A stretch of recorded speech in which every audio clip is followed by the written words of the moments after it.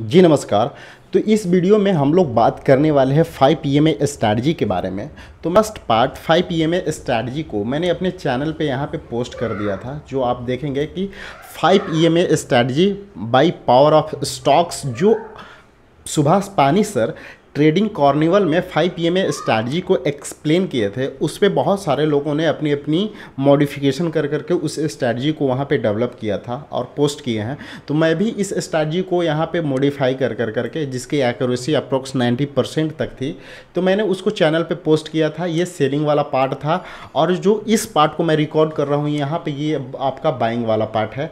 तो हम लोग इस वीडियो में बाइंग स्ट्रैटेजी के बारे में जानेंगे। अगर आपने अभी तक वीडियो नहीं देखा है सेलिंग वाला, तो सबसे पहले जाकर करके आप इस वीडियो को वॉच लिस्ट में लगा कर करके, या आप डाउनलोड करके रख ले, जब समय मिले तब देखना।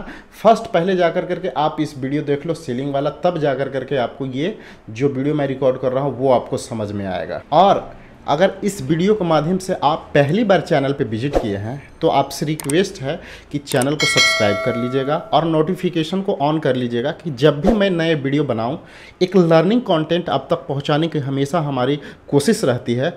नोटिफिकेशन आप तक पहुंच जाए और उस लर्निंग प्रोसेस को आप चालू रखें। और वीडियो आपको अगर अच्छा लगा तो वीडियो को लाइक, वरना डिसलाइक मार दीजिएगा, और कमेंट में अपनी सुझाव को ज़रूर व्यक्त कीजिएगा। चलिए वीडियो को शुरुआत करते हैं। वीडियो शुरुआत करने से पहले जो स्ट्रैटेजी है उसको हम लोग यहाँ पे डिस्कस करेंगे। फर्स्ट ऑफ ऑल यहाँ पे आप देखेंगे कि 5 ईएमए स्ट्रैटेजी है। ये इसको हम लोग द गेम चेंजर स्ट्रैटेजी भी बोल सकते हैं, क्योंकि इसकी अप्रोक्स मैंने रेशियो जो है वो बहुत ज़्यादा इसको बिल्डअप कर दिया है। अप्रोक्स 90% का इसमें आपको रेशियो देखने के लिए मिलेगा आपको बाइंग साइड।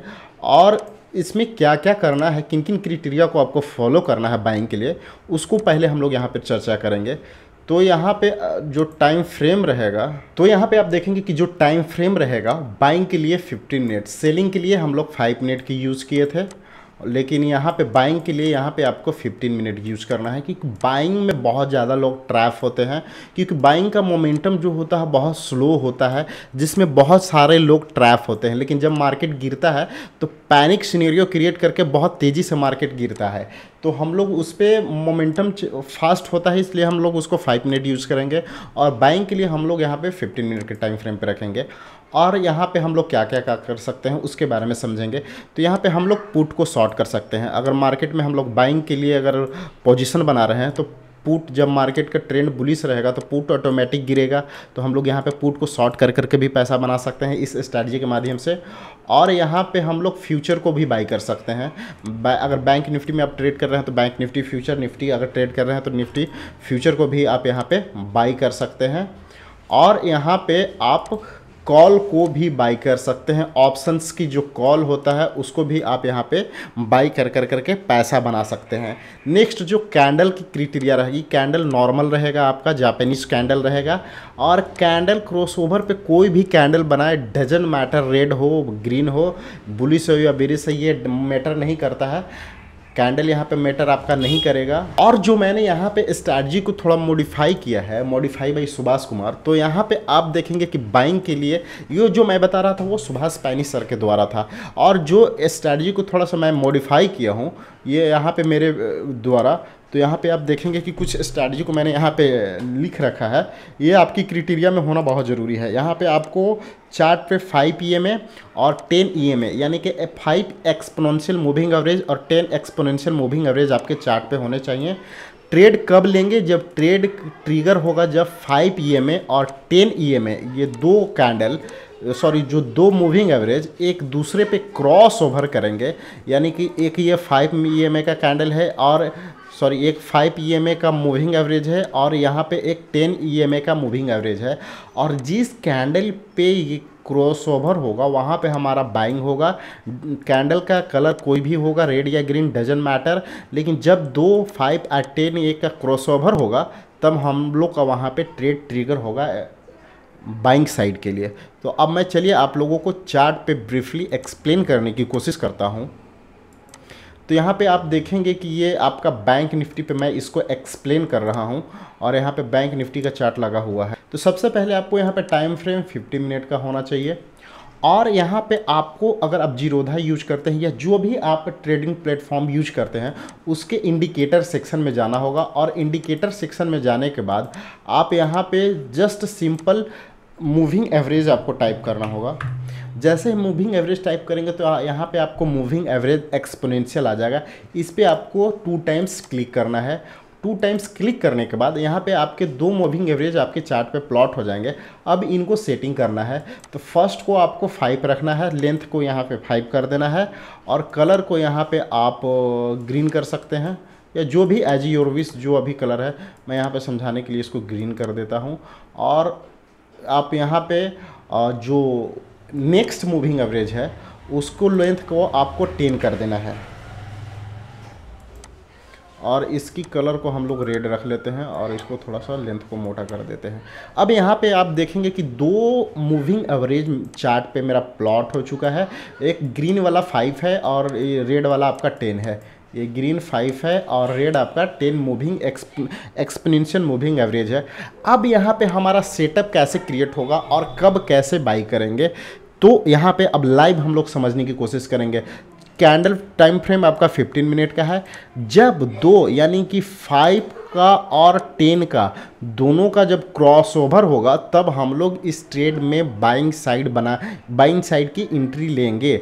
तो यहाँ पे आपको मैं बैक टेस्टिंग कर करके दिखाता हूँ कि देखेंगे कि यहाँ पे आपको 5 और 10 दोनों मूविंग एवरेज का यहाँ पे क्रॉसओवर हुआ है और जिस कैंडल पे यहाँ पे क्रॉसओवर होगा उस कैंडल के हाई पे हमारा बाइंग ट्रिगर होगा और उसके प्रीवियस कैंडल का लो, अगर ये कैंडल स्मॉल बनाता है तो उसके प्रीवियस कैंडल का लो, अगर यही कैंडल उसको बड़ा बना देता है जो क्रॉसओवर कैंडल कर रहा है तो उसकी लो को हम लोग एसएल यहाँ पे प्लॉट करेंगे।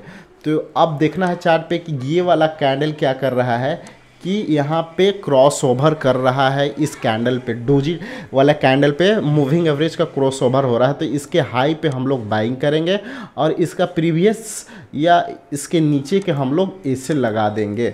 स्विंग लो को हम लोग एसएल मान कर चलेंगे और यहाँ जैसे ही हाई को ब्रेक करेगा हम लोग बाइंग में एंट्री करेंगे और उसके बाद उस रैली को इंजॉय करेंगे।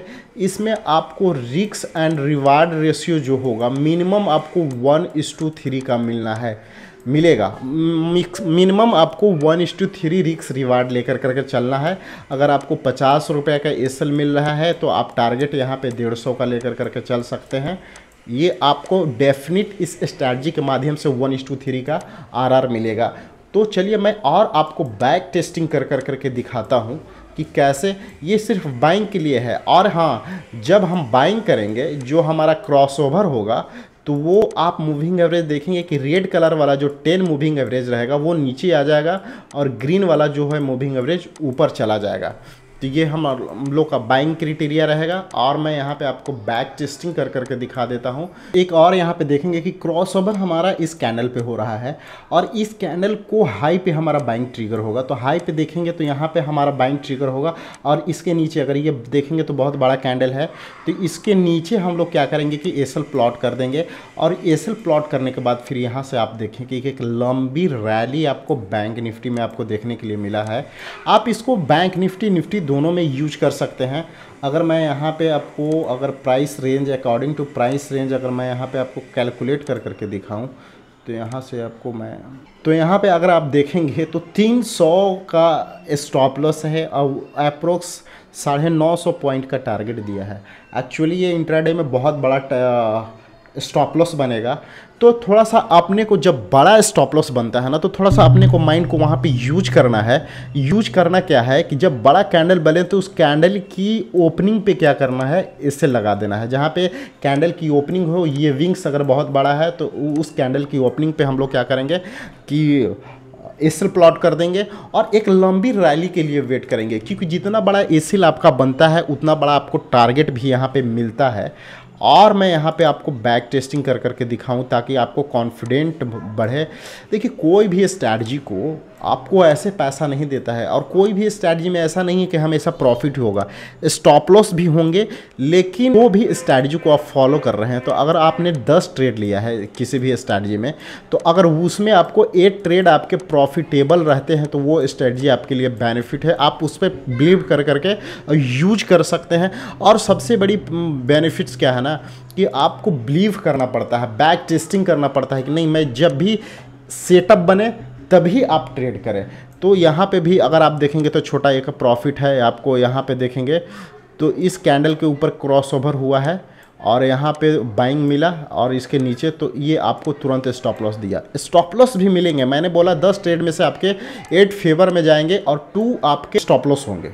अब यहाँ पे देखेंगे कि इस कैंडल पे क्रॉसओवर हुआ है और उसके नेक्स्ट डे देखिए मार्केट गैप अप खुला और वन वे की रैली किया।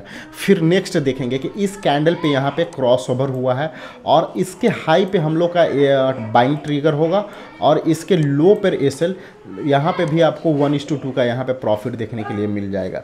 तो इस स्टडी पे आप बिलीव करें और बिलीव कर करके पहले बैक टेस्टिंग करें। बैक टेस्टिंग से आपको क्या होंगे, कॉन्फिडेंट जनरेट होंगे, और जब कॉन्फिडेंट जनरेट होंगे तो आप ट्रेड लेंगे तो आप प्रॉफिट में ही रहेंगे।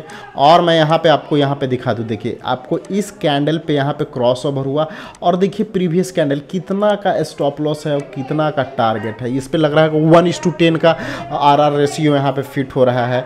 तो इस स्ट्रैटेजी बहुत ही कमाल है, आप यूज करें और इंजॉय करें इस स्ट्रैटेजी को। और अच्छा लगा तो सर थोड़ा मुझे सपोर्ट कीजिए, क्योंकि आपकी सपोर्ट की मुझे बहुत आवश्यकता है। बहुत धन्यवाद आप सभी का। मिलते हैं फिर नेक्स्ट वीडियो में, धन्यवाद।